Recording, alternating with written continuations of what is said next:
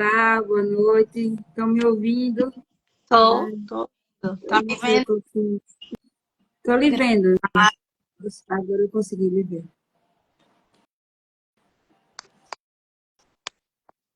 Espera, Carla, para ver se não vai entrar.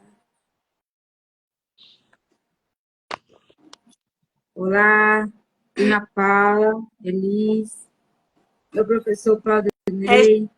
Hashtag Doutrinas e Bodantas. É sim. Sejam bem-vindos. Ele me fez, o professor me fez tremer esse final de semana Ah, para foi? dar aula. Foi sua vez, foi sorteada. Foi.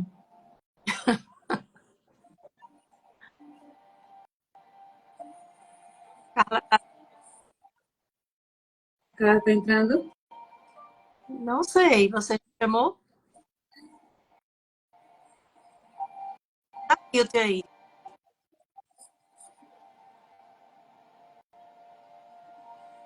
Eu acho que ainda não.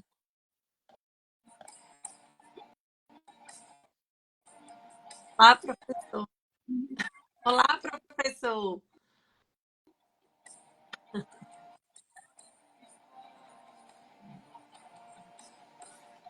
Carla ainda não Tô entrou. indo. Mas Está chegando. se quiser ir falando Pronto. enquanto chega, bora lá. Deixa eu só fechar aqui o YouTube,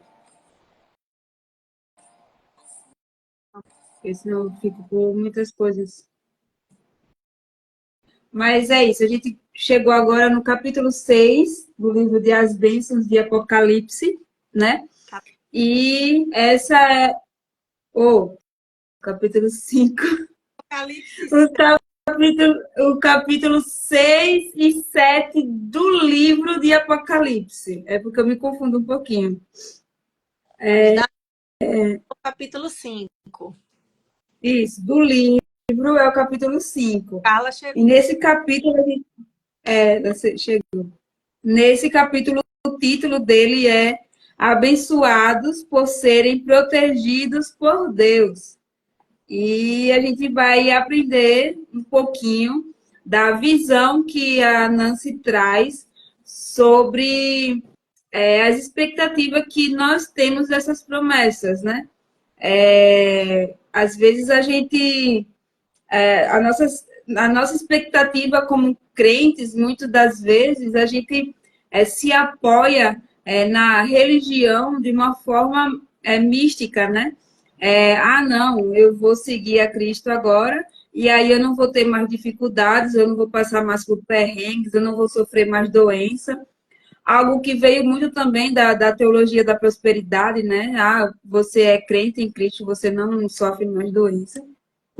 Mas o que o apóstolo João ele nos mostra são eventos totalmente diferentes.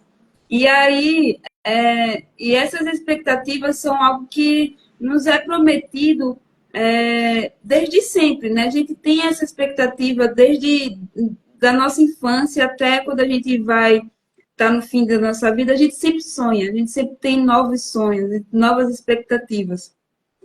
Mas aí eu queria que vocês dessem boa noite também para o pessoal, fizessem a introdução inicial do que vocês esperam transmitir desse capítulo 5 do livro da Nancy para o pessoal.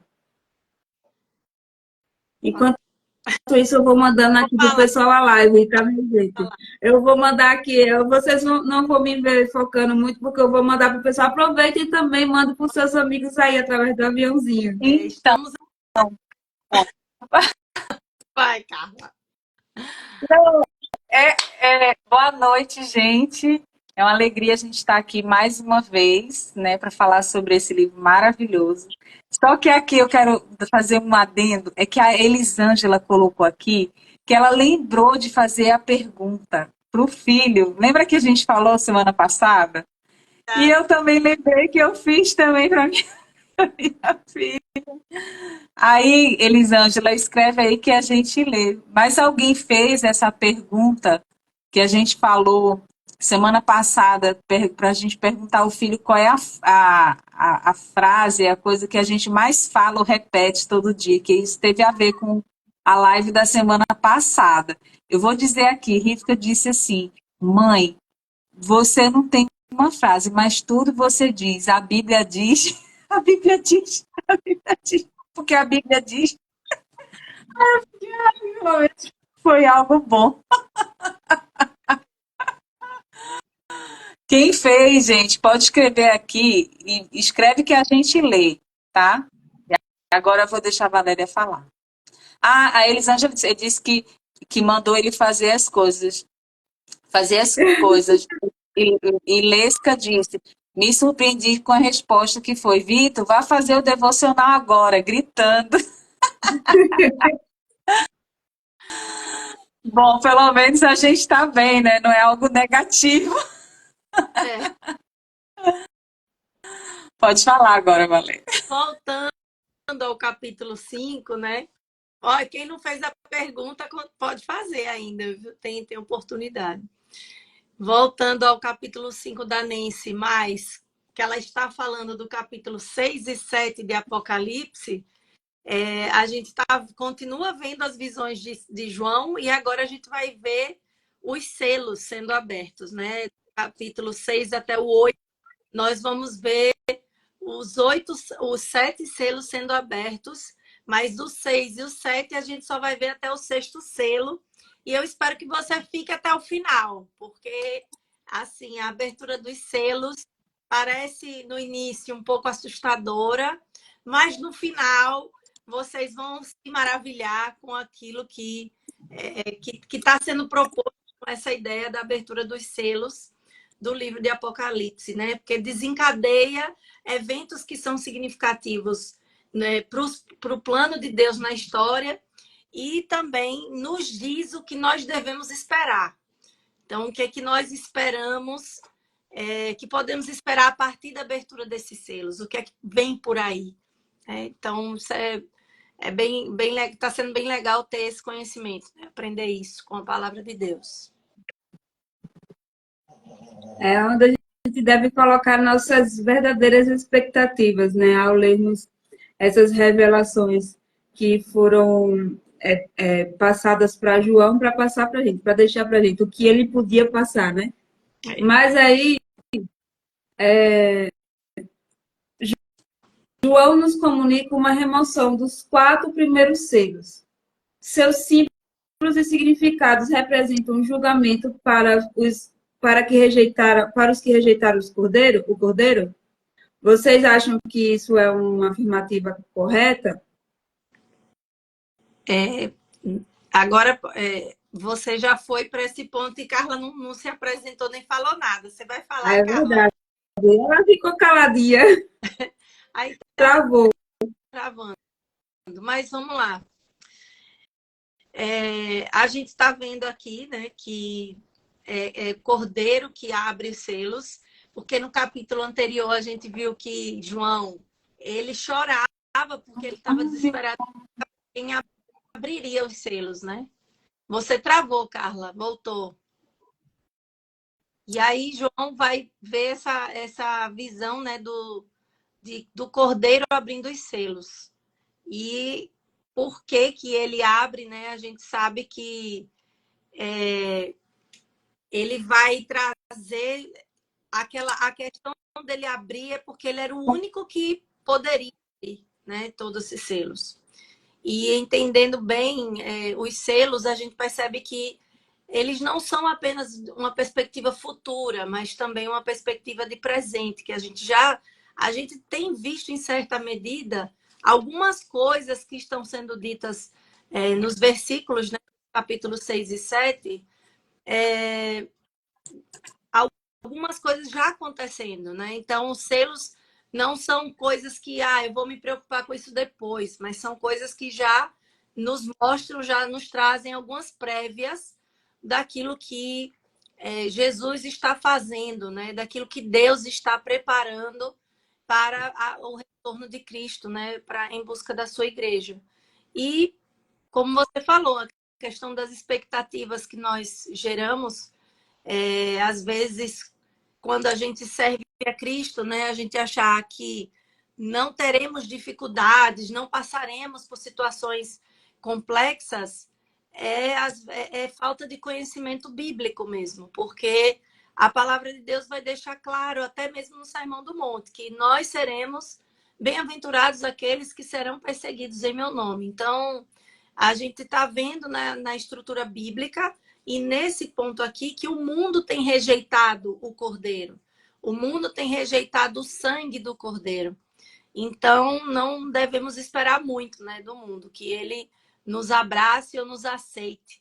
Então, as expectativas que nós temos que ter em relação a essa introdução, vamos dizer assim, ou abertura dos selos através do Cordeiro, porque é ele quem libera as coisas, né? A gente pode até associar ao inimigo, a Satanás, mas é o próprio Cristo que está ali abrindo os selos para que essas coisas aconteçam. Então, Carla, se quiser acrescentar alguma coisa em relação a essa introdução. Agora, a sua pergunta você vai precisar refazer, porque eu fiquei um pouco confusa em relação ao que você me perguntou, ao que você perguntou para a gente antes. Carla, Eu? é tu. Ai, Carla. Não, é você. Eu não sei, é sério. Você falou assim, os 4 primeiros selos, e aí eu não entendi o restante. E eu caí. O que João ele quis nos comunicar com os 4 primeiros selos, e se esses símbolos, essa simbologia dos selos e os significados representam um julgamento para os que rejeitam Cristo, representam um julgamento real para as pessoas que rejeitarem Cristo até o fim. Mas foi isso que Valéria, acabou de responder sobre isso, né? Na verdade, ela foi além, ela já foi lá. Esse capítulo, já foi. Eu acho que ele fala desse assunto nas páginas atrás, nas páginas para frente. Espero que tenha. Ela faz a conexão, né? Ela faz a conexão de todos os simbolismos, né? Mas aí, os 4 primeiros selos parecem ir juntos como um grupo. São as 4 taças, as 4 trombetas. Então, a gente vê vários grupos de objetos, né? De simbologias, símbolos, né? 4 taças, 4 trombetas, e ele agrupa de 4 em 4 e várias coisas. Aí João usa esse simbolismo para comunicar realidades. O que João está pintando para nós sobre a realidade da vida aqui na Terra entre o momento de ascensão e retorno de Jesus. Quer falar? Com essas simbologias. Eu quero saber só uma coisa. Isso aqui é daquela parte do que a gente pode esperar, né? Não. Esse foi o início. Esse foi o início. As 4 coisas, as 4 realidades que nós podemos esperar, né? Isso. Aí deixa eu ler aqui eu quero ler aqui em Apocalipse. Espera aí. Nesse trecho, esse trecho aqui, ó, o capítulo 6, ele vai falando de cada um dos cavalos que vão percorrendo a terra. E eu achei interessante porque, aí eu vou falar aqui tudo que eu estou pensando. Aí o que eu achei interessante aqui é que à medida que vai abrindo o selo, a ideia que a gente tem é que talvez isso seja, acho que foi até o que Valéria falou, enviado pelo inimigo, né? Porque quando fala aqui o cavalo branco, depois o cavalo vermelho, depois o cavalo preto e depois o cavalo, deixa eu ver, amarelo. Então, quando fala isso aqui, o que eu achei interessante é que quantas vezes eu tinha lido isso e não tinha percebido. Mas, primeiro que quem abre os selos, que Valéria falou, é Jesus. Então, quem está enviando todas vamos dizer, essas situações, né, a morte, quem está dando poder a esse cavaleiro é o próprio Jesus. E cada um deles, segundo aqui a Nancy vai falando, cada um deles, aí, por exemplo, no primeiro, ela diz que o branco significa as guerras, né? Esse cavaleiro que, peraí, impunha um arco e foi dado uma coroa que cavalga como vencedor. Eu acho até interessante que ela usou uma palavra que eu não conhecia. Até marquei aqui e procurei o significado. Belicoso. Não sei quem conhece. Acho que deve ser de bélico, né? Talvez seja isso. Belicoso é uma que ama a briga, né? A guerra. Isso, que está disposto ou inclinado à guerra, que combate ou guerreia por vocação ou prazer. Então, aí ela dá... Tem isso dentro de si.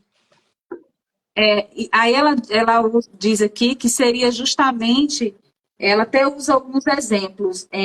Pol Pot, no Camboja, a dinastia Kim, na Coreia do Norte, Stalin na União Soviética, ou seja, essas pessoas, né, que têm esse desejo de poder, de guerra, de conquista, enfim.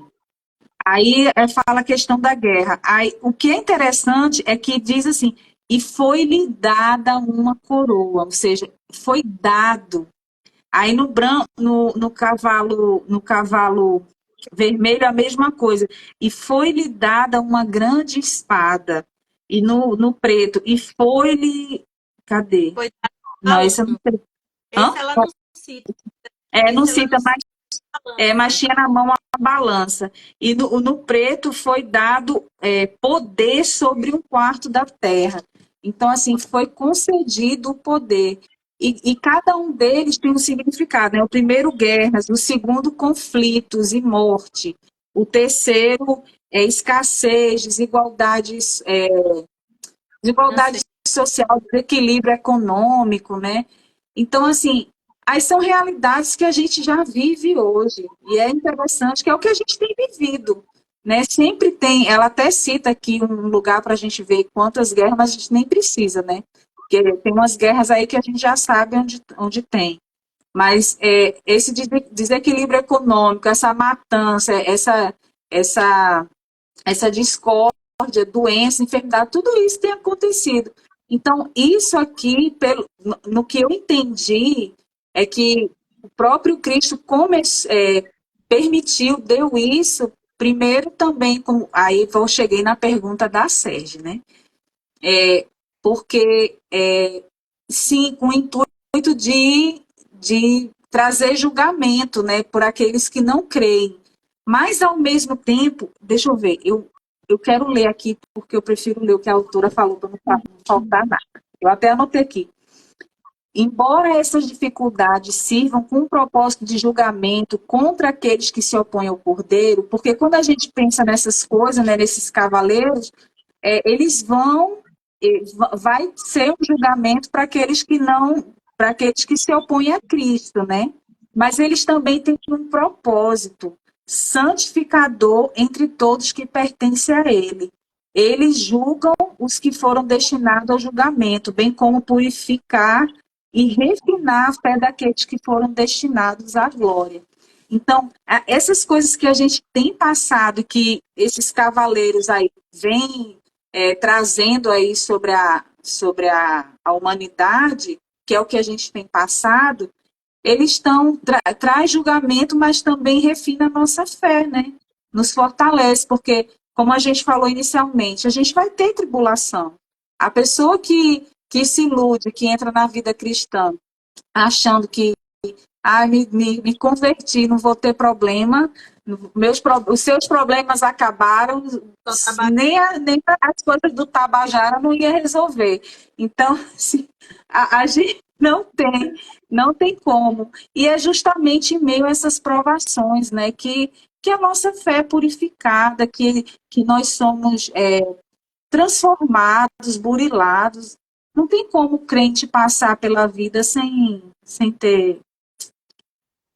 Como é que a gente vai se tornar semelhante a Cristo se a gente não passar por essas coisas, né? E a gente vê aqui que não são coisas fáceis de passar, né? A gente está vendo, até porque a gente está vivendo isso em algum nível, mas tem pessoas vivendo em um nível muito mais pesado que a gente. Isso que o texto está trazendo, né? Porque a gente... Quando foi que a gente nunca ouviu falar de guerra? A gente escuta falar de guerra desde que nasceu. Antes da gente nascer já existiam guerras. Então, a gente está percebendo que gradativamente vai ficando em maiores proporções, vai ficando mais intenso. Essa coisa do odiar um ao outro, esse cavalo vermelho representando o sangue das pessoas dentro desses conflitos. A gente vê um cavalo preto que traz essa escassez de alimentos e que alguns são beneficiados e outros não, né? Porque não é só a escassez, mas é a desigualdade financeira. E a gente já vê isso acontecendo em muitos lugares do mundo, no nosso país também, que é chamado terceiro mundo, né?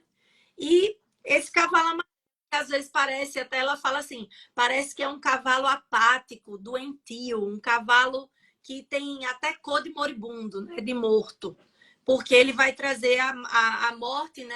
A espada e a fome, através de vários aspectos.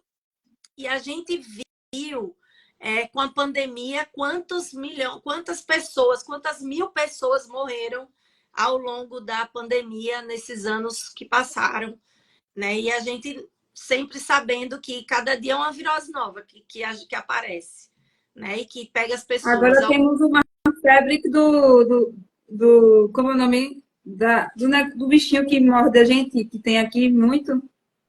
Febre amarela? Ah, não, Não, dengue.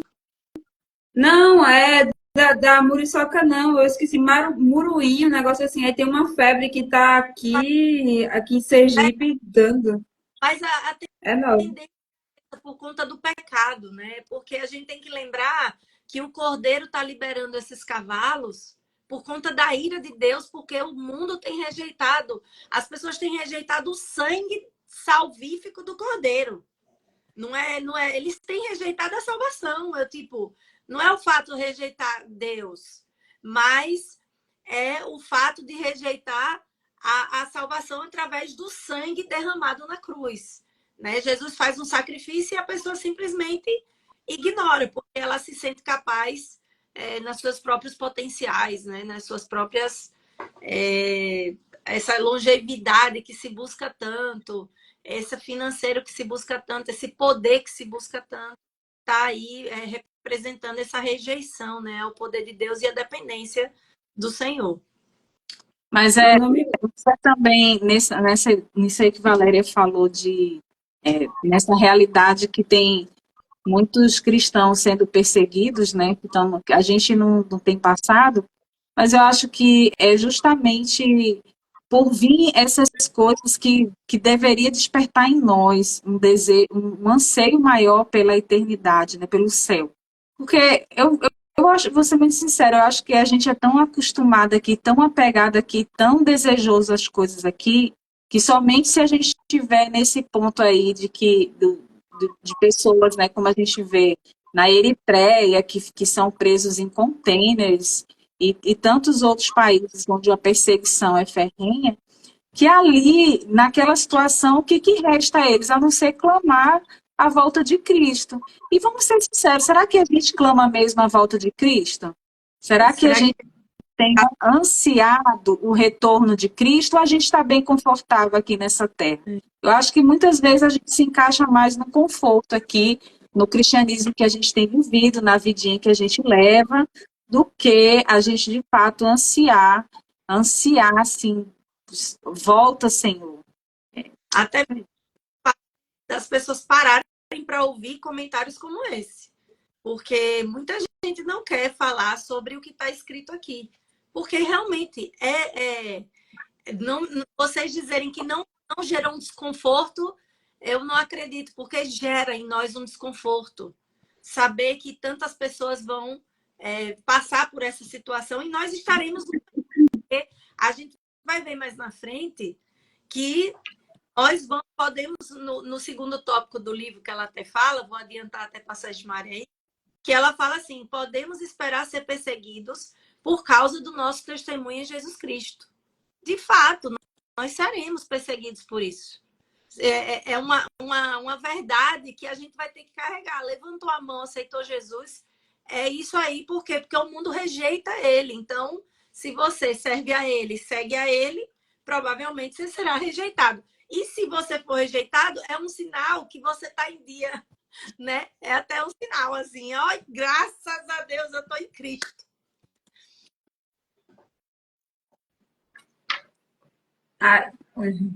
Essa o irmão Claudinei colocou aqui, o nome da doença é Oropauchi, que é uma febre.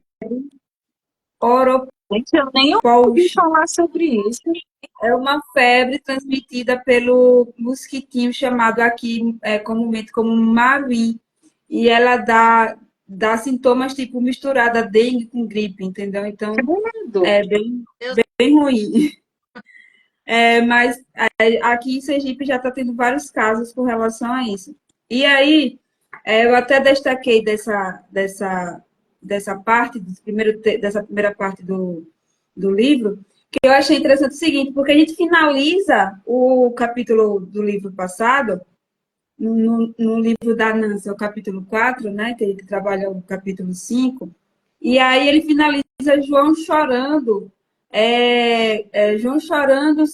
assim, triste mesmo, porque ele não se achava, nem ele se achava digno, e não se achava na terra nenhuma outra pessoa digna de abrir o livro e os selos.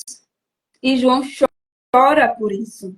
E aí ele depois vem quem é que é realmente digno de abrir esses selos? Jesus. E aí quando abre esses selos, os selos vêm cheios de promessas não boas. São promessas que entristecem o nosso coração. São promessas que fazem a gente pensar, poxa, é realmente isso, perseguição, morte, eu vou passar realmente por isso, eu vou querer realmente essa vida aí, dessa promessa que ele está me dando. E aí a Nancy vem e abre os olhozinhos da gente, né? Na página 117, ela diz: os males da guerra e da agitação, do desespero econômico e da morte não estão descontrolados e desgovernados. Eles são supervisionados e limitados pelo Cordeiro. É a visão de João vendo o trono lá ocupado, dizendo, olha, o trono não está vazio, ele está ocupado, Deus é soberano. E aí ela finaliza esse parágrafo dizendo, embora isso daqui me pegou, isso daqui eu até coloquei aqui a observação na lateral, porque toda vez que eu passasse por aqui eu queria lembrar disso. Embora essas dificuldades sirvam ao propósito de julgamento contra aqueles que se opõem ao Cordeiro, ela tem um propósito santificador entre todos os que pertencem a ele. Ou seja, são sacrifícios, são catástrofes, são coisas ruins, mas também servem para nos santificar. Servem para fazer a gente permanecer, para a gente poder... É tipo o ouro, que também é citado na Bíblia, e que aí ele precisa passar pelo fogo para ser refinado. Então, a gente vai passar... O fogo seria, no caso, essas tribulações, para sermos refinados. Mas aí... Deixa eu botar aqui. A gente tem aqui várias promessas do que esperar. Temos a promessa de que podemos esperar que as nossas orações por justiça serão ouvidas. E aí, não, eu pulei uma, não foi? Pulei. Nós temos a esperança que podemos ser perseguidos por causa do testemunho a Jesus Cristo. Essa é uma esperança que a gente meio que não está muito familiarizado em ouvir, de que seremos perseguidos. Ninguém quer ser perseguido. Quem é que quer ser perseguido? Não, a gente quer ser livre para estar falando. Queremos colocar dentro da caixa, né, da liberdade que o mundo prega. E aí eu quero ser livre para estar falando das minhas coisas do jeito que eu quiser, da forma como eu quiser, e não queremos ser perseguidos. Mas aí eu pergunto a vocês, será que podemos realmente confiar nessa esperança de que existe a vitória através da perseguição? Será que quando se abre, quando esses selos são abertos e que vem todas essas simbologias, né, que João traz, e tem todas essas perseguições, podemos ter certeza de que seremos salvos se permanecermos? E por que esse significado, né, que Jesus, o Cordeiro, seja quem abre os selos? Por que essa simbologia? O que a Nancy ela traz para a gente, para abrir nossa mente com relação a isso? Bom, aqui em Apocalipse 6:9, que é quando ele abre o quinto selo, né? Aí diz assim: vi debaixo do altar as almas daqueles que haviam sido mortos por causa da palavra de Deus e do testemunho que deram. Eles clamavam em alta voz: até quando, ó soberano santo e verdadeiro, esperarás para julgar os habitantes da terra e vingar o nosso sangue?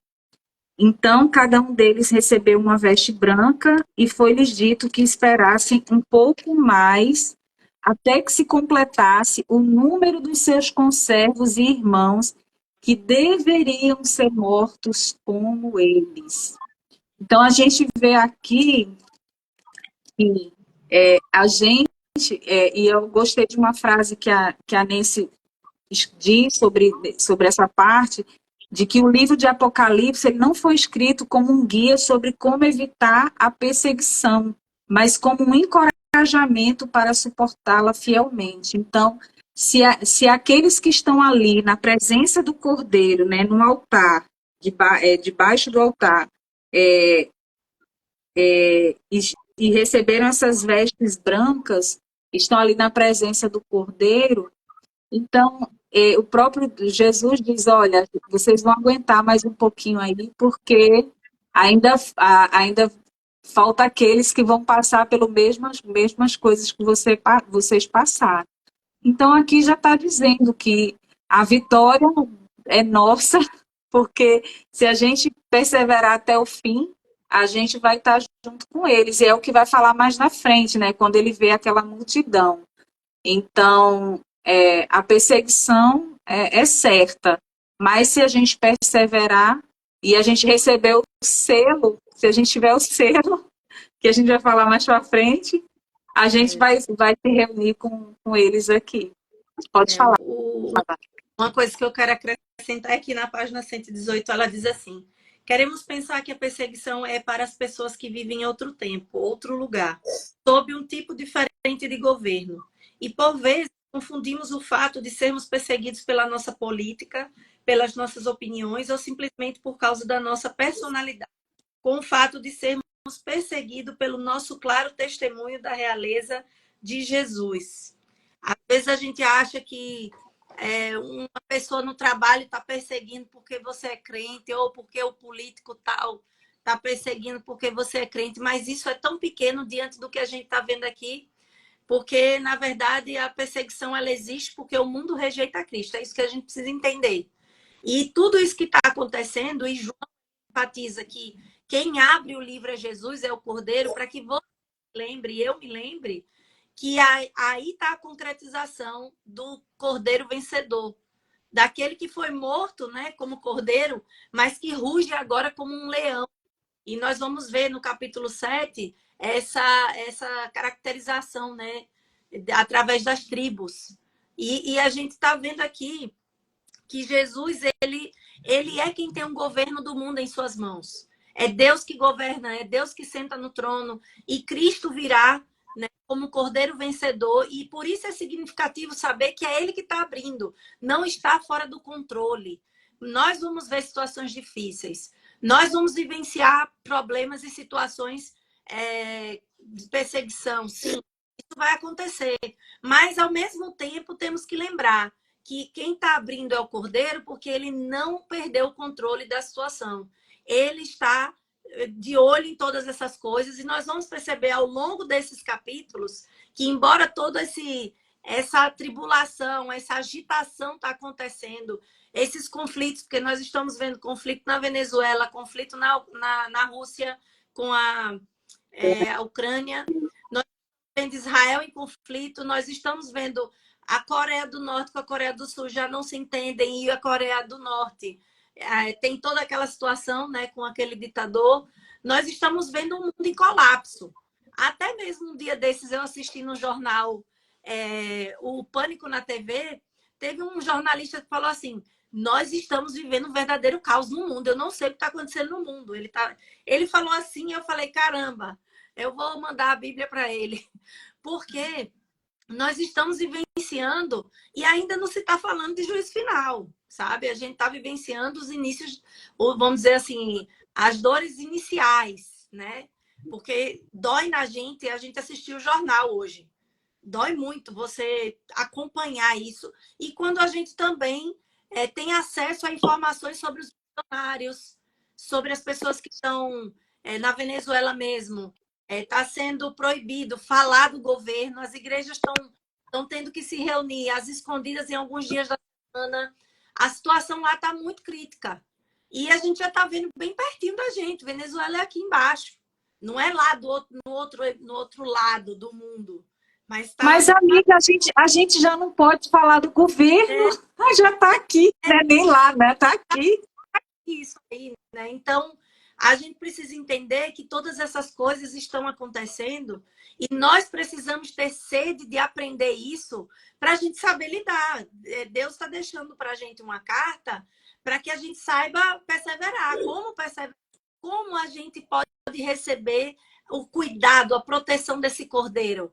Porque nós vamos entrar dentro disso aí, porque você não vai... Jesus, como Carla disse, Apocalipse não é uma carta para nos tirar do sofrimento, mas para nos encorajar a passarmos por ele, tendo a plena certeza que o Cordeiro está no controle de todas as coisas. Por isso que quem abre os selos é o próprio Jesus. E é isso, nessa parte, é isso mais ou menos que eu quero enfatizar, é que João está direcionando o nosso olhar e ele mostra esse altar no céu, porque ele está mostrando assim, sabe aquele que se sacrificou por você na cruz? Ele está ali, ele está oferecendo para você um lugar de proteção. Então, a gente sabe que em Cristo nós teremos proteção. E como será essa proteção? Vamos ver ao longo dos selos que vão se abrindo e o que Jesus vai fazer. João, ele foi tirado da Nancy também do livro, na página 118. João foi capaz de averiguar no céu e constatar que a tribulação, a perseguição e a espada não tiveram o poder de separar esses crentes de Cristo, mas ao contrário, lhes asseguraram um lugar de proteção com Cristo. E aí, às vezes, a gente se vê, muitas vezes, passando por alguma aflição, tempo de política mesmo no Brasil, né? Porque vamos ser perseguidos, que vai acontecer isso, porque... Mas a palavra de Deus não nos promete o contrário.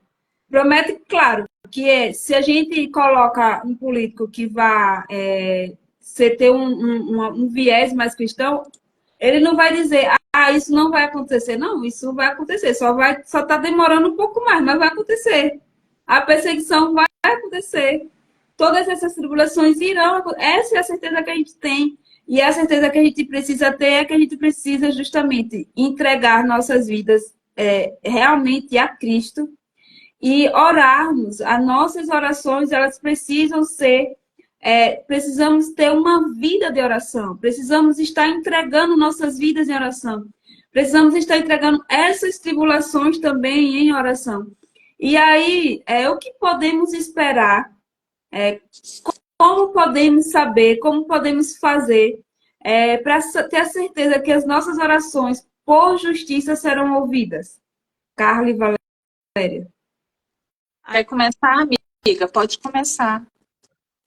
como a gente vai ver aqui, né, no versículo 10 do capítulo 6, vocês vão ver do 9 ao 11, vocês vão ver, né, que agora, quando os selos vão sendo abertos, as pessoas estão clamando, algumas pessoas começam a clamar. Aí a gente vê santos martirizados clamando, perguntando até quando, né? E essa pergunta é porque, com certeza, eles gostariam de se livrar do sofrimento. Meu Deus, a gente não aguenta mais.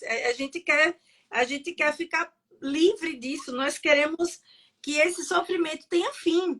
E aí, né, Deus, aqui no versículo 11, que Carla já leu, né, do capítulo 6, ele vai dizer assim, ainda há um pouco de tempo. Porque todas essas coisas têm propósito de Deus. Deus tem propósito nessa situação. E aí, por isso que tem que demorar mais um pouco. E a gente está vendo aqui que eles estão naquela angústia, mas ao mesmo tempo, lá na frente, eles vão falar, eles chamam assim, até quando, ó soberano Senhor? Porque eles estão entendendo que eles estão orando a um Deus que é soberano, que quem comanda todas as coisas é Ele. Ele pode tirá-los dali na hora que Ele quiser. E também estão orando para um Deus que é santo, não aceita justiça. Eles estão recorrendo ao caráter de Deus. O Senhor é santo. O Senhor está vendo tanta injustiça sendo feita conosco. E o Senhor é fiel, porque eles vão dizer que Ele também é fiel. Mais para frente a gente vai ler que é uma das coisas que eles vão falando nesse clamor, né? Eles esperam que esse sofrimento acabe. E o sofrimento do povo de Deus, nós vamos ver, né? Tem prazo definido. Apesar de dizer que espere mais um pouco, mas ele não está falando assim, espere mais um pouco e vira o rosto. Não. Ele espere mais um pouco, mas ele está lá com o povo dele, ali nas dificuldades, mas o Senhor se faz presente nelas. Ele está com eles ali durante todo o sofrimento. E aí, no tempo devido, né, todo o sofrimento acaba, mas não acaba momentaneamente, mas eternamente acaba. Nesse trecho aqui, o que eu achei assim, interessante, e foi até a reflexão, tem a ver com a reflexão que a gente postou hoje, né? Que fala justamente sobre a questão do sofrimento, né? Até quando? E às vezes a gente se pergunta nisso, né? Até quando a gente vai passar? Às vezes tem alguém possa ser alguém que esteja passando por uma enfermidade ou por uma situação, sofrimento por ser traída ou por estar sendo magoada, enfim, qualquer realidade. E às vezes a gente fica se perguntando até quando, né? Parece que são situações que não têm fim, porque assim, quando a gente passa por um tempo de coisa boa, pode ser 10 anos, mas passa como se fosse um, né? Se a gente passar uma semana em tempos de dificuldade, parece até que são 10 anos. E ela escreve aqui falando sobre você pode ter certeza que o dia da justiça chegará. Pergunta até quando um dia será respondida para a plena satisfação de todo crente que clamou a Deus com lágrimas quentes. Deus estabeleceu um dia em que corrigirá as coisas. O sofrimento do povo de Deus tem um prazo de validade. A gente tem que esperar, e esperar o dia é retratado na abertura do sexto selo. Então, a gente vai esperar até quando? Mas a gente espera tendo a certeza de que um dia o Senhor dá um basta, né? Um dia o Senhor, aqueles que lutam contra o povo de Deus, que são aqueles que têm se levantado contra o Senhor e seu povo, vai chegar um dia, porque é tipo um salmo que tem, acho que é o Salmo 73, né? Que o ímpio prospera, que o ímpio não fica doente, que o ímpio tem tudo de bom. E aí até que o salmista fala, até que, né, eu contemplei ali, entrei no santuário de Deus. Então, assim, essas pessoas que estão contra o Senhor e contra os seus servos, Um dia o Senhor vai dar baixa. Eles podem até aparentar estar muito bem agora, mas o Senhor um dia vai dar basta em todas as coisas, né? Um dia ele enxugará dos olhos todas as lágrimas. É até poético, né? A gente vê nesse último trecho, que é lá no capítulo 7, né? Acho que é no capítulo 7 que a gente vai ver lá no final. Não tem nem como a gente não se emocionar lendo, principalmente quem já passou, até mesmo por situações, já passou não, passou e passa, E situações, passa, né? perdas, dores, enfermidades graves e outras coisas mais, porque não importa até ser só conosco, mas é doloroso para a gente também ver nossos irmãos passando por dificuldades como essa. É doloroso você olhar para o cenário atual da Venezuela, ou quando eu vi as imagens da Ucrânia no chão, aos pedaços, né? E você imaginar crianças chorando sem seus pais, pais chorando morte de crianças. E ali estava todo mundo, estavam os crentes e os descrentes. Porque o que é que vai ser assim primoroso nisso aqui, na gente tá aprendendo sobre Apocalipse e entendendo o papel de todas esses acontecimentos, é que a gente sabe que, como diz em Romanos 8, né? Quem nos separará do amor de Cristo? Fome, tribulação, nada nos separará do amor de Cristo, nem a morte nos separará de Cristo. Então, isso está ficando claro para a gente a cada capítulo que a gente lê de Apocalipse. Embora o mundo seja tomado por um poder tenebroso, mas é um poder tenebroso, como diz, para refinar, para purificar, né? E, ao mesmo tempo, julgar aqueles que optaram por rejeitar, né? Porque a gente vai ver que até depois, assim, você se pergunta, caramba, eles preferem morrer a se encontrar cara a cara com Jesus. E é triste isso, né? E é difícil você ver isso.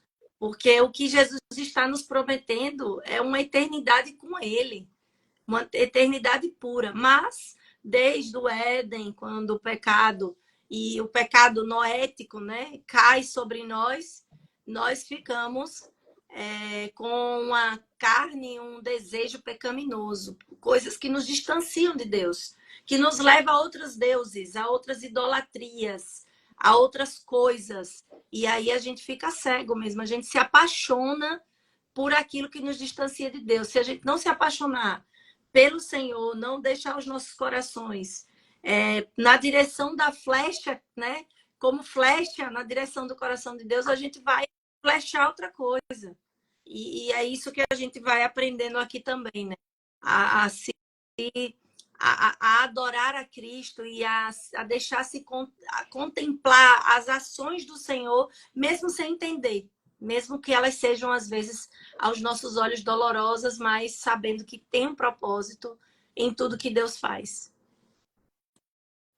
Em Apocalipse 6, do 15 ao 17, diz assim: os reis da terra, os grandes, os comandantes, os ricos, os poderosos, e todo escravo, e todo livre, se esconderam nas cavernas e nos penhascos dos montes, e disseram aos montes e aos rochedos: cai sobre nós e escondei-nos da face daquele que se assenta no trono e da ira do Cordeiro, porque chegou o grande dia da ira deles. E quem é que pode suster-se? Eles preferem morrer a estar diante do trono de Deus, contra quem se rebelaram. E aí eu pergunto para vocês, todos que se apegaram a Cristo pela fé podem esperar a ser protegidos no juízo final. Quem é que pode suster-se? Aqueles que têm selos. Não, por conta do Cordeiro. Sim, mas quem recebeu o selo? Quem recebeu o selo de Deus? Aquele que são escolhidos, porque ele coloca aqui, ele vai, eu acho que deixa eu ver qual é o versículo, né? É o versículo 2. 3 do capítulo 7. Diz 2 e assim, 3. 2 e 3, né? Vinha outro anjo que subia nascente do sol, tendo o selo do Deus vivo. Ele gritou com voz bem forte aos 4 anjos, aqueles que tinham recebido poder para causar dano à terra e ao mar, dizendo: não danifiquem nem a terra, nem o mar, nem as árvores, até marcarmos com o selo a testa dos servos do nosso Deus. Então ouvi o número dos que foram marcados com selo. E aí a gente vai entrar na numeração aqui, que é simbólica, mas a gente está vendo aqui que essa marcação simboliza que nós pertencemos a Deus. Aqueles escolhidos, eles são propriedade de Deus. Então, por isso que ele fala, eu dei autoridade para vocês destruírem, mas espera aí, que tem uns ali que eu vou marcar. E aí eu não sei se vocês lembram do que acontece lá no Egito, né? Quando vem o anjo da morte e o povo, os hebreus, os israelitas depois, eles vão passar o sangue dos cordeiros, né? Dos umbrais das portas. Então a gente rememora isso novamente aqui, né? Porque está vindo uma nuvem de morte, mas os selados, os marcados, os que pertencem a Cristo não serão, não ficarão desprotegidos, né? Serão protegidos pela própria, porque o que eu achei assim maravilhoso é que diz assim: subia do nascente do sol, tendo o selo do Deus vivo. Do Deus vivo. Nós temos que lembrar disso, que o Deus vivo, ele mesmo vai nos marcar, já está nos marcando, né? Porque nós já somos marcados pelo sangue de Jesus, porque ele já morreu na cruz por mim, por você. E se nós perseverarmos até o fim, nós seremos protegidos pelo Cordeiro, né? Mais uma vez, rememorando o povo que não teve sua vida ceifada por conta daquela marca nas portas. Eu quero destacar, eu não sei se Valéria falou isso antes, mas quando há essa abertura, né, do selo, aqueles que, é como diz aqui, no versículo 15, acho que foi Sérgio Mária que leu, né? Os príncipes, generais, os ricos, eles clamam a morte, mas não querem, eles preferem clamar a morte, pedir para si a morte, do que encarar o cordeiro, né? Aquele a quem eles rejeitaram. E em meio a tudo isso, em meio a tudo isso que vem, né, sobre a terra, sobre a humanidade, Deus preserva. Eu gostei dessa frase aqui também que ela diz: Deus preserva um povo para si ao longo de toda essa perseguição, ao longo de tudo isso que tem sobrevindo, né, sobre a humanidade, mas em meio a tudo isso existe um povo separado pelo Senhor. Somos nós, né, aqueles que recebem esse selo, que têm recebido esse selo do Cordeiro. Não, e é interessante que ela fala, né? Não por a salvação não é por nós mesmos, Valores. mas é por nosso valor próprio, mas pelo sacrifício de Cristo. Porque Foi por causa do Cordeiro. ela coloca isso porque no texto eles reconhecem isso, né? É, Eles falam a salvação pertence ao nosso Deus, que se assenta no trono, e ao Cordeiro. exatamente, porque eles entendiam que não havia nenhum mérito e valor próprio em si mesmos para que houvesse salvação, mas foi por conta do sacrifício de Cristo que eles tiveram essa condição, né, de serem salvos, de serem marcados e selados, né? E esperamos que assim continuemos desse mesmo vislumbre, né? Que parece até que eles meio que falta palavras para eles se amotoam como se tivesse num frenesi ali, louvado seja Deus, louvado seja Deus. A gente vai ver aqui nos últimos versículos do capítulo 7, depois, né, no 12, amém, o louvor, a glória, a sabedoria, as ações de graça, a honra, o poder e a força sejam ao nosso Deus para todos sempre. Amém. E a gente precisa estar com esse mesmo entusiasmo, né, de falarmos isso para o nosso Deus, que tem nos protegido hoje, tem nos conduzido hoje com essa clareza da palavra para a gente sobreviver. Quantos de nós não deixamos de cair em armadilhas ou em situações difíceis porque nós tivemos essa proteção, né, do Cordeiro, do Espírito de Deus, que nos guiou, que nos clareou, né, onde deveríamos pisar, o que deveríamos fazer. E continuamos assim. O Senhor tem colocado as suas mãos, a mão direita sobre cada um dos seus. Aí na página 126, né, a Nancy vem falando: podemos esperar que não seremos apenas protegidos no julgamento final. Desfrutaremos da presença protetora de Deus por toda a eternidade. Nada nem ninguém será capaz de nos prejudicar. Todas as nossas necessidades serão supridas. Toda a dor do passado será apagada. Mas, de forma pessoal e amorosa, pois o próprio Deus enxugará as nossas lágrimas. Estaremos em segurança no aprisco do nosso pastor, o Cordeiro. E então, quais seriam as implicações para essas pesadas doses de realidade do capítulo 6 e 7 do Apocalipse? Como poderíamos estar ouvindo e guardando esses capítulos e dessa forma experimentar dessas bênçãos prometidas desse livro de Apocalipse, de sabermos que temos essa esperança, né, de confiarmos nessa esperança. Como podemos ouvir e guardar essas palavras das bênçãos em Apocalipse 6 e 7?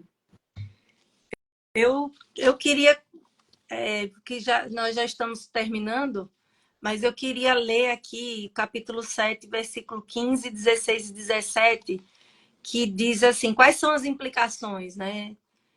Por isso estão diante do trono de Deus e o adoram de dia e de noite no seu santuário. E aquele que está sentado no trono estenderá sobre eles o seu tabernáculo. Jamais terão fome, nunca mais terão sede. Não cairá sobre eles o sol nem qualquer outro calor forte, pois o Cordeiro que está no meio do trono os apacentará e os guiará para as fontes de água da vida, e Deus lhes enxugará dos olhos toda lágrima. Essa é a imagem poética, mais poética que poderíamos ver hoje, e que é aquilo que nós, marcados pelo sangue do Cordeiro, podemos esperar. Então, suportar hoje as dores, suportar o sofrimento e a tribulação, porque vivemos em Cristo nesse mundo hostil, valerá a pena. Porque aqui está claro o que Ele vai fazer. Todas as nossas necessidades serão supridas no Senhor. Todas as coisas, né, que nós passamos, nós vamos ter só nem vagas lembranças, porque o Senhor apagará todas essas coisas. Então, o que nós podemos, capítulo 6 e 7, é a expectativa de que depois da tribulação nós teremos o Santo Cordeiro por nós, nos protegendo antes, durante, depois, né, nós teremos a proteção desse Deus que vai julgar aqueles que ridicularizaram o seu sacrifício, que rejeitaram o seu sangue, que ridicularizaram, como a gente via, né, na Bíblia, Moisés, Noé e outros que ficavam falando desse Deus, Abraão, que falava de um Deus que ninguém tinha visto ainda, mas então a gente vai ver que essas pessoas de lá, daquele tempo até hoje, elas vão poder ver se cumprindo aquilo que lá em Gênesis 3 foi dito por Deus, que o filho da mulher pisaria a cabeça da serpente, e nós estamos vendo aqui a conclusão disso. E o Cordeiro, de fato, o Filho de Deus, de fato, cumprindo o seu plano redentivo, né? Aliás, sendo o instrumento de Deus para cumprir esse plano redentivo. E aí, o que também fica no meu coração é que a gente precisa enxergar essas coisas para que a gente possa alinhar as realidades que a gente está vivendo. A gente precisa fazer autorreflexões, a gente precisa fazer altos exames e entender se realmente nossa oração, como a gente colocou aqui, ela está sendo de fato para que o reino se expanda, para que o evangelho seja conhecido, para que a igreja, né, do Senhor tenha seja vista, né, porque o Senhor se revela através da igreja. Então nós precisamos de fato orarmos para que todos os planos que Deus tem, para que todos os propósitos do Senhor, eles sejam executados e que a gente faça parte deles, né? Porque Deus nos escolheu para isso. E é isso que eu vejo que nós precisamos colocar em nossa mente quando a gente lê capítulo 6 e 7 de Apocalipse. Eu quero destacar aqui uma parte que ela faz assim. Uma forma importante da gente ouvir guardar é examinar a nossa própria vida, procurando evidências de que fomos selados por Deus e para Deus. Porque tem um trecho aqui que ela fala, que eu acho que a gente não citou, mas ela diz aqui que nem todos aqueles que fazem parte da igreja visível são selados. Então, nesse tempo, né, onde a gente vê que todo mundo dá graças a Deus, glória a Deus. Eu achei tão engraçado que o pastor lá na igreja está fazendo uma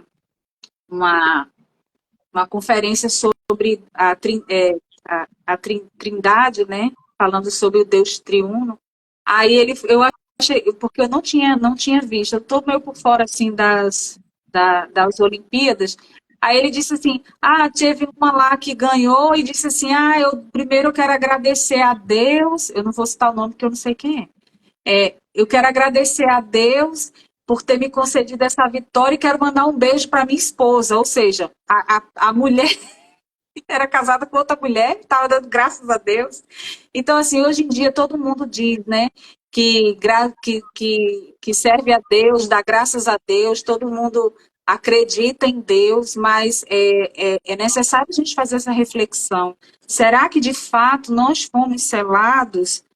Porque até Paulo escreve aqui na carta de Éfeso, em quem também vós, depois que ouviste a palavra da verdade, o evangelho da vossa salvação, tendo também nele crido, foste selado com o Espírito Santo da promessa, o qual é o penhor da nossa herança até o resgate da sua propriedade em louvor da sua glória. Efésios 1, 13, 14. Então, assim, a gente precisa procurar evidências na nossa própria vida do fruto do Espírito Santo. Será que a gente tem, de fato, refletido na nossa vida de que fomos selados por Deus, que a gente tem esse selo da promessa? Fica aí para a gente, eu acho que é uma maneira da gente pensar. Porque esse dia aqui vai chegar. E nesse dia, quando chegar, só vai resistir, como fala aqui, aqueles que têm os selos. Tu não tem um selo, amado, vai pegar. Vai ser difícil, como diz o próprio texto, né? Quem pode resistir ao Deus Santo que vem para julgar? Porque é complicado você imaginar esse dia até, né? Às vezes eu quero pensar nele, porque a gente vê aqui, João pinta, né? No capítulo 6, no versículo 13, ele diz assim, as estrelas do céu caíram sobre a terra. Ele está pintando mais ou menos essa cena de horror.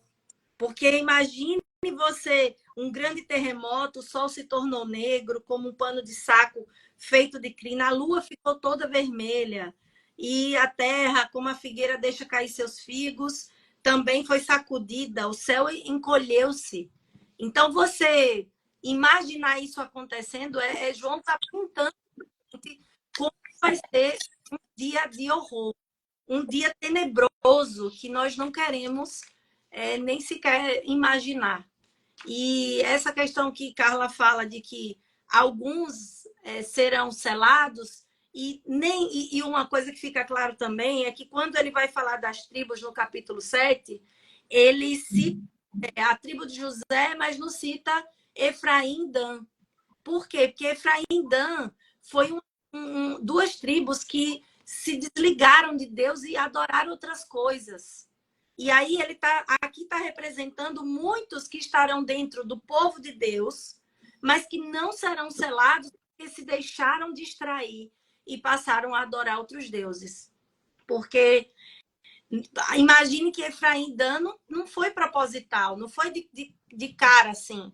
É uma coisa que eles faziam parte de um contexto de povo que adorava a Deus. Então, nós também fazemos. Então, nós temos que ter conhecimento das escrituras para não nos distrairmos, não nos entorpecermos e não percebermos que as coisas estão acontecendo e eu estou ali dormindo, como a virgem que esqueceu de encher a lamparina de azeite, para que enxergue as coisas com clareza. Então, o texto de Apocalipse, João está variando aqui para a gente, que mesmo você estando dentro de um contexto igreja, dentro de um contexto povo de Deus, você precisa se analisar, se autoavaliar, se de fato você está vivendo realmente para o Deus, para o Senhor, né, o Senhor Jesus, ou se você está vivendo no seu mundinho, orando por aquilo que você quer, da forma que você quer. Mas enquanto corpo, nós oramos para a expansão do reino, nós oramos pelo propósito de Deus, nós oramos pelo dia que ele voltará. Então, nós precisamos almejar o céu. E é isso que o livro de Apocalipse mais nos traz. É o encorajamento de nós desejarmos ansiosamente pelo céu. Ansiosamente pelo o céu, que eu quero dizer, pela volta de Jesus, né? Por encará-lo face a face e clamá-lo, né? Volta, né, Senhor, soberano Deus. Maranata, a hora vem, Senhor Jesus, né? Como diz nas nossas músicas mais famosas. Sobre o que Carla estava falando, né? Sobre o poder da palavra de Deus e como a palavra Deus e como a gente vem falando ela de forma tão frágil, tão esporádica, tão assim, de qualquer jeito, né? E aí eu fui ministrar a aula da EBD desse domingo e era sobre demônios e Satanás e tal. E aí eu quase peço para não fazer, porque eu acho assim, poxa, é tão pesado, né? A pessoa falar a palavra Satanás, a palavra... E aí eu até falei durante a aula isso, porque é tão pesado, né? A gente tem tanto temor em falar a palavra Satanás, a palavra... em aprender sobre ele também. E quando é Deus, a gente não tem esse temor. A gente fala de qualquer jeito. Quando é Deus, a gente usa em qualquer frase, de qualquer forma, de forma frágil, porque a gente não tem o mesmo temor. Aí a gente tem o temor para falar Satanás, Lúcifer, diabo, mas não temos temor para falar Deus, o soberano, Jesus. A gente não usa esse mesmo temor. E aí, isso... Eu, durante a semana, né, refletindo, não vou pedir para um dos outros professores, eu não tenho capacidade para falar sobre ele. Aí o próprio Espírito Santo veio, né, e disse: ó, minha filha, me ajude. Se você tem temor para falar o nome dele, de Satanás, de Lúcifer, de diabo, e não tem o mesmo temor para falar o meu nome, do mesmo jeito que você fala lá na escola bíblica mesmo, você fala sobre Deus e não tem esse temor, então você está sendo incoerente. Então a gente, como Carla falou, a gente precisa procurar em nós aprendermos a observarmos esses pontos, né, de pessoas seladas. A gente precisa sim estudar, aprender, procurar aprender. Se temos que gastar tempo, se está lá, se está descrevendo na palavra, na Bíblia, né?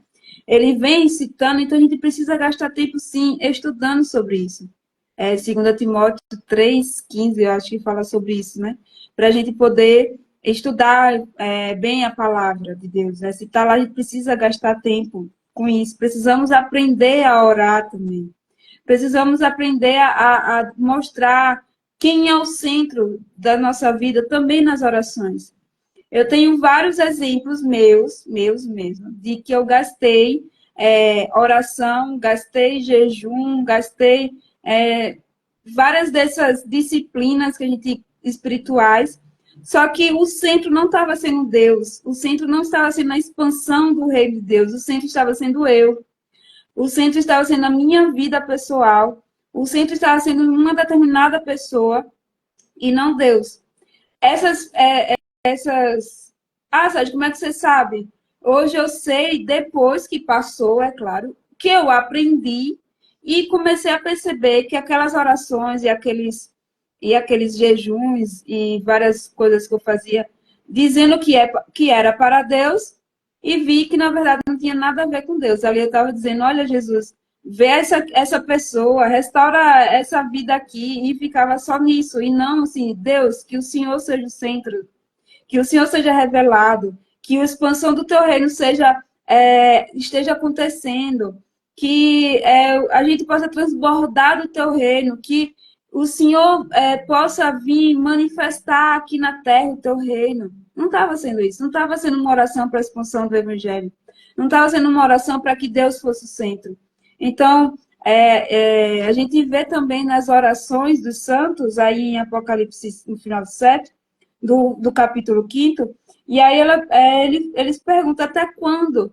Mas esse até quando não é baseado neles, não é baseado no individual deles, né? E aí, se a gente for fazer... Aqui agora é uma escrita da Nancy, tá? No 127, ela diz: se fizermos uma pesquisa sobre a maioria das orações que aparecem na Bíblia, a prioridade das orações sempre está centrada na expansão do Evangelho. Na expansão do Evangelho do Reino, na preservação e na força da Igreja, no ministério da Palavra de Deus e em frustrar os poderes ímpios e malignos em nosso mundo. Então, às vezes a gente vem gastando tempo, né, fazendo oração que só fala de nós. E aí, já estamos finalizando, tá, minha gente? Já passamos um pouquinho do tempo, mas estamos acabando. Na página 128, diz assim: o Espírito Santo é o selo que Deus colocou sobre todo aquele que foi lavado no sangue do Cordeiro. Isso nos leva a examinarmos a nós mesmos, procurando as evidências do fruto do Espírito em nossas vidas. Então, que a gente aprenda a procurar e a colocar diante de Deus esses erros. A perfeição a gente só vai encontrar quando a gente estiver no céu e acabou. Mas, assim, que a gente não fique, não, eu sou crente, acabou essa história, eu sou selada pelo Espírito Santo. Querido, Pedro estava lá andando com Jesus, e Jesus falou assim: afaste de mim, Satanás. Ele não estava afastado de Jesus. Ele não estava dizendo: olha, eu estou aqui faz 5 meses que eu não ando mais na igreja, não ando mais com Jesus, não oro. Não, ele estava andando com Jesus, ele estava ceando há pouco tempo com Jesus, e logo depois ele falou assim: olha, se afaste de mim, Satanás. Então, a gente precisa começar a olhar com essa visão de procurarmos, né, esses sinais do fruto do Espírito Santo de Deus em nossas vidas e reconhecermos nossos erros, pedir em oração, pedirmos perdão e modificar através da metanoia da nossa mente coisas que já existem em toda a Bíblia. Né? A Bíblia toda vem dizendo sobre isso, a gente modificar a nossa mente, procurarmos em nós esses frutos, né, do Espírito Santo. Nossa esperança, nossa necessidade é estar junto do Espírito Santo, né? Ele é uma ferramenta poderosa para que a gente faça esse autoexame, né? Tenha clareza, entender, e que a gente entenda essa jornada com Deus, né? Que é o nosso grande pastor, e nele de nada nós vamos ter falta, mesmo passando pelas tribulações, pelas dificuldades, mas nós precisamos entender que o Cordeiro, né, nos protegerá e está trabalhando para que tudo aquilo que ele prometeu se cumpra. E, como Carla disse, né, esse dia em que toda lágrima será enxuta, em que toda dor ficará no passado, vai chegar, que é o dia que nós vamos ver face a face o nosso Senhor, aquele que nós esperamos e que temos saudade sem nunca tê-lo visto, né, de verdade, assim, face a face, pessoalmente, mas que em breve nós conheceremos, né? Em nome de Jesus. Amém. Maranata, sim, seja.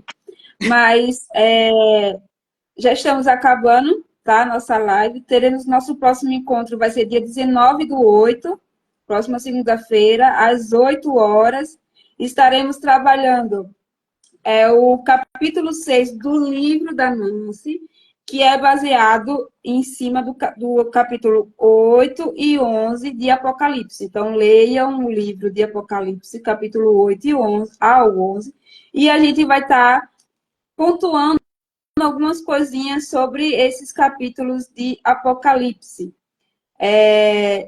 Valéria e Carla querem dar o tchau? Dizer que não perca as lives. Hoje a gente passou do tempo. O objetivo é não passar. Mas é tão bom falar, né, da palavra de Deus, é tão bom falar do Senhor que não vemos a hora passar. É verdade, eu quero agradecer aqueles que perseveraram e nos acompanharam até o final dessa live, deixar o convite para a próxima live e dizer, examine-se a si mesmo e veja se você está selado.